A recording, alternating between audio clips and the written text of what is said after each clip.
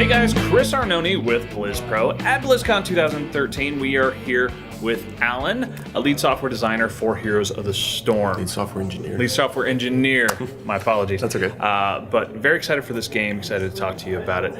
So first off, we want to know, how are people going to obtain heroes in Heroes of the Storm, as opposed to like, League of Legends, where you pay for them, or Dota, where you just get all of them and they're free up front? How was your approach? So we haven't gotten too much into the details yet of how that system will work. There'll definitely be some kind of a progression unlocking system where you slowly will get heroes over time. We want to kind of start you out with some of the heroes where a little more understandable, easy to play, and then some of the more advanced heroes eventually you'll unlock over time.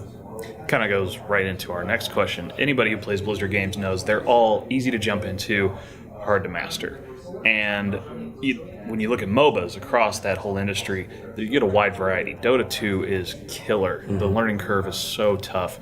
So what's your all's approach when it comes to getting in and then, of course, becoming great at Heroes? Yeah, I think you nailed it with our easy to learn, difficult to master kind of mantra, where we want you to initially be able to jump in and really just be playing and have fun.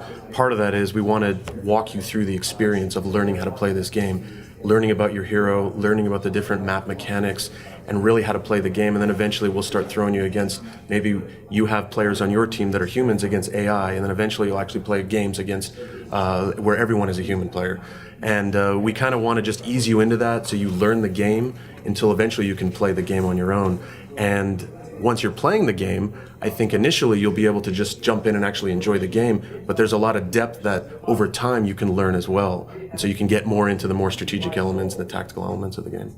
And we were just sitting in on a big group interview, and they talked about the team experience and how that's really enabled you guys to diversify the types of heroes that you have. Whereas in other MOBAs, it's all about you got to get the kills. It's kind of your only way to really get experience. And so what kind of characters has that sort of spun out to allow you to do totally different things? Yeah, I mean, that's actually something that I've really been digging about the game, where our support characters, they've been doing all kinds of wacky stuff that you probably wouldn't be able to do in other games, because if you're not up there killing, getting that experience and moving up, you're falling way behind. Right. But now I'm able to I can be a healer if I want, I can be Uther, I can jump into Tassadar and actually do all kinds of shielding and other types of mechanics.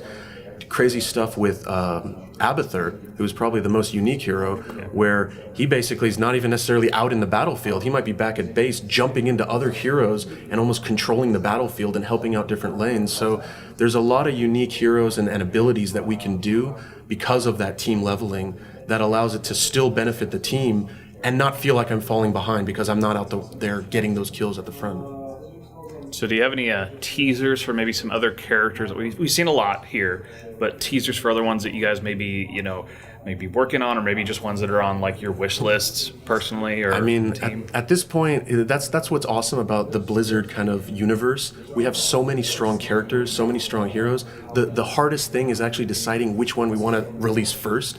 We're working on a ton. I think you should just stay tuned and you'll find out. We have 18 here that we're showing today. Right. We've talked about more in the past. There'll be plenty more coming in the future. Lost Vikings characters, maybe? I would love it. That'd be awesome. So eSports. Obviously MOBA is huge with eSports, with streaming, and we know you guys are using pretty much like the StarCraft tools, so a lot of things that are there are available.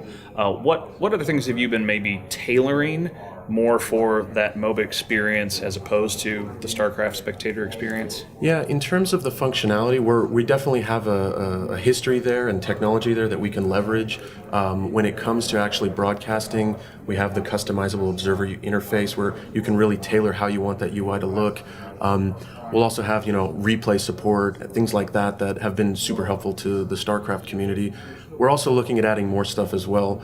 At the end of the day, we're just really trying to figure out what features make sense for each game. And for Heroes, our primary focus right now is just making this fun, action-packed game that people can enjoy. Because if it's not exciting, nobody's going to want to watch it anyway, right? Yeah. Right. So do you have any major map changes? I mean, we heard about how each map is going to have, or battleground is going to have its cool, unique things you can do. But any other major map changes as opposed to the traditional Dota formula? So the cool thing about what we're doing is, both with this concept of the nexus of all these game worlds colliding and going into different worlds, And the fact that we're trying to really challenge the genre is that we can really do whatever we want. And we can do, if it's fun and people are enjoying it, we'll stick with it. And if it's not, okay, great, we'll move on. And we're already doing that right now with these 4 maps that we're showing today, the different battlegrounds. I think we can definitely challenge that even more and do some really wacky stuff. I mean, we're already, one of the maps, the Haunted Mines, at the time we were almost thinking, this is a little bit too crazy. I don't know if this will work. And they went and implemented it, and we're like, actually, this is pretty cool. So there's definitely, like, the sky's the limit, really. We can try anything, and if it doesn't work out, then we won't put it in. So we talk a lot about the things you guys are doing different. What things are you doing that's sort of sticking more with the MOBA genre? You know, the traditional things people are used to, like creep stacking, denying, lane pulling, wards, things like that. Are you doing a lot of that stuff and found those are the staples, or are there some things that you're just throwing out the window? I actually think we're probably doing more not like the other games than we are doing like that. A lot of the things you just said, they don't actually exist in our game. Wow. And I think really that's why we love those kind of games, but we're taking the Blizzard take on that genre, and we really want to introduce elements that we think will make the game fun, action-packed. We want to have condensed, shorter games. We want to really promote teamwork, and so a lot of the game design decisions that have gone into this game try to hit those philosophy points. So a lot of other MOBAs have had issues with troublesome players, player behavior, a lot of those issues. And you guys have done some great work, Blizzard as a whole, with like Hearthstone, trying to keep that at bay there.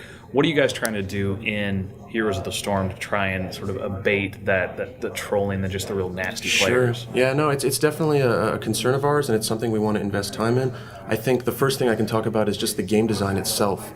We're really tailoring it towards something where you don't want to hate your other team. Like right now, it's funny because sometimes you're almost more pissed off at your other team than you are than the opposing team. And so just the game design decisions with team leveling, with these shorter games, a lot of the elements that are going into the game are tailored for that. Outside of that, in the experience leading into the game, we really want to walk you into this introductory experience, this starting experience, where we start unlocking the game for you. And you kind of learn the game as time goes on so that you're not immediately thrown into this, multiplayer game where you're playing against other humans and you feel overwhelmed. Yeah. I feel the game has actually, we've kind of removed the parts that were overly complex, in my opinion, and tried to really focus on the things that are fun. And as a result, I think those kinds of things are going to remove some of the reasons why you would be mad at your other, your teammates.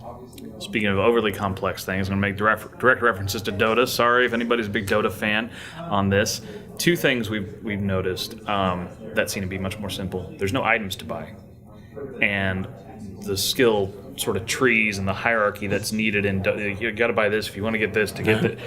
Those aren't there. Is that sort of going along with that philosophy, or is it something you're just playing around with? No, that's absolutely embracing that philosophy, and that, there's a couple points there. One of them, we found that having to go back to the town and the shop and actually purchase things, it takes you out of combat. Yeah. You really want to be in that action the entire time. We're trying to make these shorter games. We want to make a more action-packed game the entire time.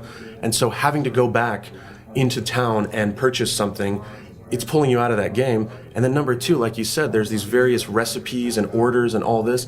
That's stuff that while the game's going on, you're really being withdrawn from the main purpose of the game.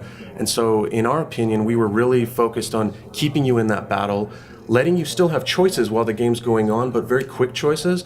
There's another thing we're not showing here today, but there's actually an out-of-game experience where you can customize those talents. So before the game, you can actually select and choose which ones you want at the various levels. That way, you can basically react to things that have happened in the game. If the other team decides to go a certain strategy, you can actually react to that and decide, I'm going to pick this talent instead.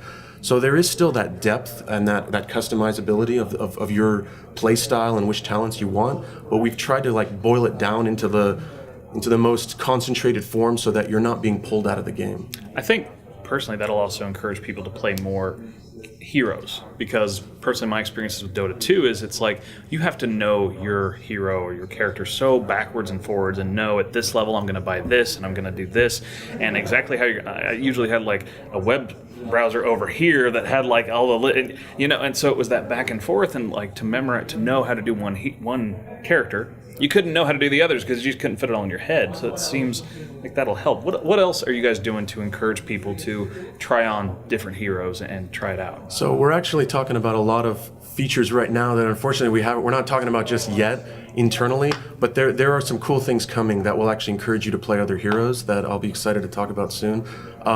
I think the biggest thing in my opinion is simply the attachment to these heroes. You're going to want to try out these other heroes because you've grown up living these stories, right? You know Arthas, you know Raynor, you know Kerrigan, you know Diablo, and so you're going to want to jump around and when you do jump in these heroes, you literally feel like this is the character I know. The abilities they have, the way they speak, that flavor.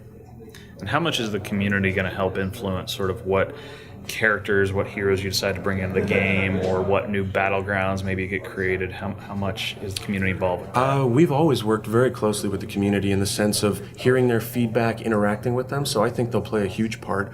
One of the reasons we just announced, we have beta signups now up.